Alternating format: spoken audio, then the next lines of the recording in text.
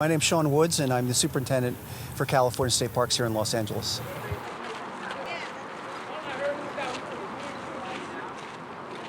If you look at state parks and the people who have come to the department in the past and who come to our parks, that we really need to sort of think outside the box and how to engage, non-traditional communities.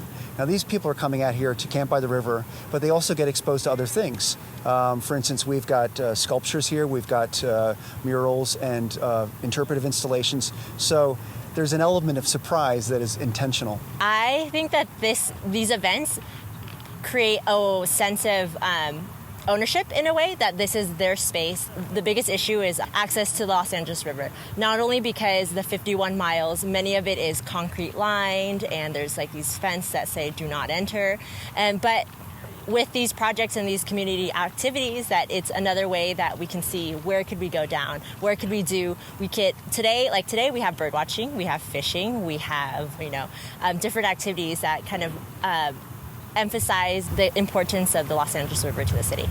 You just drive over it on a freeway every day and you don't necessarily see it up close. You see it from a distance, you see it driving by. But once I think that you're actually in it and you're standing on it, you realize it's just a part of the natural environment, just like Griffith Park is or the San Gabriel Mountains. And there's this really wonderful sort of chaparral experience to be had in it.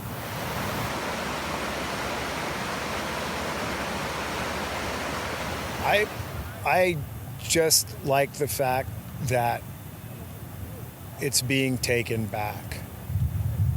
We're sitting here camping on cement, but there's people over there fishing, and you can fish, and there's people bird watching, and it's just a beautiful, there's life there. There's life there. Water comes from life, or life comes from water. And you're sort of drawn to it, if you're human, you're just sort of drawn to it, the sound.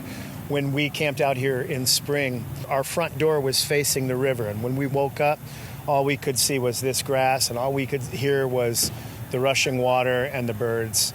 And it's like, hey, man, I just forgot I was in the city for a minute. Really, what we're trying to do is engage children from the city, show them the importance of what's at stake here, really.